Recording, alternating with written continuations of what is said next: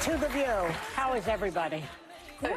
Maybe not as good as you. You are just bouncing. I don't know. It kind of seems like the Trump dance, though. That is the Trump dance. Which looks like he's milking some sort of something. Yeah, no, you could milk a cow. It's very good. But, of course, you'd have to have two cows, one over here, one over here. So, as we mentioned last week, Whoopi is out. Yes. Because of a previous work commitment, and she'll be back next week. Sorry. She'll be back. She'll be back. But she'll be back. So, yesterday... Did something happen? They already Did mad. something happen yesterday? Yes, it was Martin Luther King Day. Yes. It was. Shout out to MLK. Shout out to Well, in MLK. addition This to is a Martin tough Luther pill for King them Day, to swallow. a certain person, Donald Trump, was sworn back into the White House as the 47th president. Now, high-profile Democrats were in attendance along with Republican officials who all sat behind big tech oligarchs with the best seats in the House. Yeah. Trump gave a preview of what we're in for the next 4 years. Oligarchs, oh God. My recent election is a mandate to completely and totally reverse a horrible betrayal. For American citizens, January 20th, 2025 is Liberation Day. We will begin the process of returning millions and millions of criminal aliens back to the places from which they came. I will direct all members of my cabinet to marshal the vast powers at their disposal to defeat what was record inflation and rapidly bring down costs and prices. We will forge a society that is colorblind and merit-based. It will henceforth be the official policy of the United States government that there are only two genders, male and female. My proudest legacy will be that of a peacemaker and unifier. That's what I want to be. Listen, man, that was a great speech. It was a good speech by Trump. You know, obviously, I may not agree with everything that he says, everything that he is going to be doing. But for the majority, the most part, I kind of agree with a lot that he says. He's going to start off with immigration. He said the criminal immigrants, which meaning people that are charged with crimes that are egregious, by the way, like murder and rape and kidnapping and all these type of things. They are egregious behaviors, but apparently people are defending criminals. I guess they would say he's a criminal too, but let's continue. So if he's sending all the criminals away, where is he going? And what better way to unify the country than by ripping families apart and punishing anyone who doesn't fall in line? So ripping families apart. I watched the whole thing because I have a certain masochistic streak in me. You do. What about the rest of you? Yeah, I watched it. Just the speech part. A lot of the revelry. It was hard because this is not someone I voted for, so I did not feel like sitting around and watching it. But the speech itself, I remember when it was done, my first reaction was, you know, what is this country he speaks of? Because I immediately couldn't reconcile the way I see the country and the people and how it is right now and where he saw it. He didn't say carnage, but he said carnage pretty much in everything else. Do you remember the reference from his first inauguration when he said carnage? I just kind of felt this dark feeling. And then he had this kind of martyr-like, you guys are downtrodden and almost irreparable. You can't save this place, but I can. And it had this godlike complex without any Jesus qualities. It was kind of like a juxtaposition. But I was really disappointed, not surprised, just to be clear, but disappointed that there wasn't one kind thing to say about the outgoing administration. Because even... Au contraire, he was merciless to the outgoing. That's my point. That's my point. Even if you find it really hard, there could have been... They spent the morning together. They had a welcome tea. President Biden and Vice President Harris did everything we all criticized Donald Trump throughout the door. They did all the traditions of handing off the baton. And he couldn't even muster up one small thing to say, thank you for kindly welcoming us back or something. It was a kind of a gut punch of sorts. Well, that's not who he is, right? I mean, Yeah. he's not a statesman. That's not who he is. And I decided to protect my peace and celebrate Martin Luther King Jr. Day yesterday. So I did not watch the inauguration. My sorority sisters of Alpha Kappa Alpha Sorority Incorporated had a service day in Harlem yesterday, and I enjoyed that. I went to Buffalo Wild Wings and watched Notre Dame, unfortunately not be victorious, but I went with a bunch of my law school buddies, and we ate wings, and thank you, Tony, who's the manager there, for making me feel good. But the one thing that I did think about was the hypocrisy of having a man be inaugurated to be president on the same day as we commemorate MLK. And that same man saying that he was going to get rid of diversity, equity, and inclusion. The irony of it. The irony of it, because Martin Luther King not only wanted racial equality, he wanted economic equality. And that is something... Martin Luther King also wanted people to look at people not by the color of their skin, but by the content of their character. So, in a sense, he kind of is agreeing with him. That people tend to miss. And I want to remind people that he said that Black Americans deserved reparations for the injustices they faced. He argued that reparations were a form of justice, in fact, not charity. And he said, quote, "It's all right to tell a man to lift himself by his own bootstraps, but it is cruel jest to say to a bootless man that he ought to lift himself by his own bootstraps." And so in thinking about that, and Donald Trump saying things that this country would be a meritocracy, you're talking about a man who didn't become the president of the United States because of merit.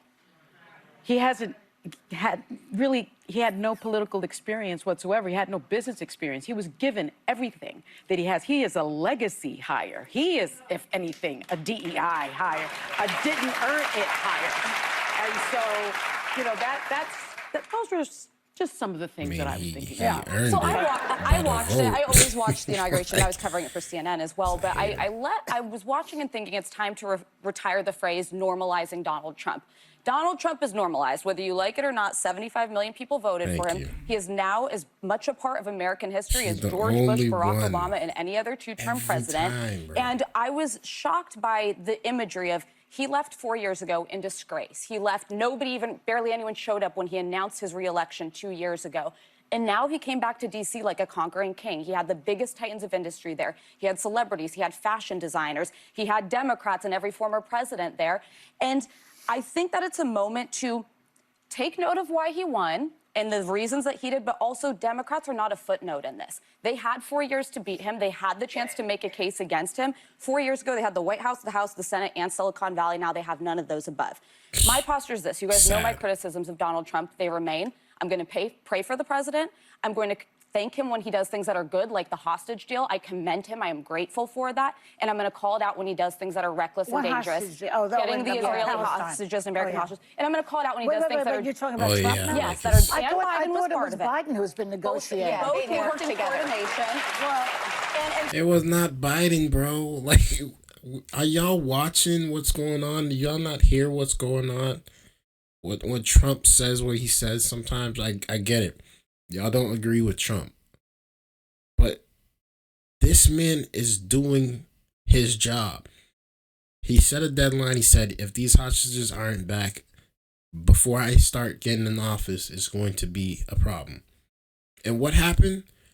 The day before he's in office, every hostage, not every hostage, hostages are being sent back. Ceasefire is in progress. It is signed, sealed, delivered. People are not dying anymore in this senseless war. But yeah, he's the worst man ever. Oh, Donald Trump, bad man, bad orange man. Finally, and I'm going to call it out when he does something that I think is dangerous and reckless, like we're going to get to pardoning dangerous January 6th. Yeah. Well, I have to say, I was in Guatemala. I was there for a funeral, which reminded me of how frail life is, and not to waste time on doing things that bring you no joy and make you infuriated, like watching her swearing in. Yeah. So I didn't watch a single second of it. I did read the speech, and I read a lot about it, and I saw pictures. And when I was reading the speech as I was coming back, first of all, I'm going to pray for America. I'm also going to say, he calls himself a peacemaker. He wants to invade Panama, people. Panama is our ally. They haven't done a damn thing. Everything he is saying about Panama, and it struck me because I was in the region. Okay, that region is full of crazy people who don't like the United States, like Cuba, like Nicaragua, like Venezuela. The country of Panama is our longest, strongest ally in that region. Everything he is saying about the Chinese running the Panama Canal is a lie. It is run by the Panama Canal Authority. So that brought back that he is a liar in chief.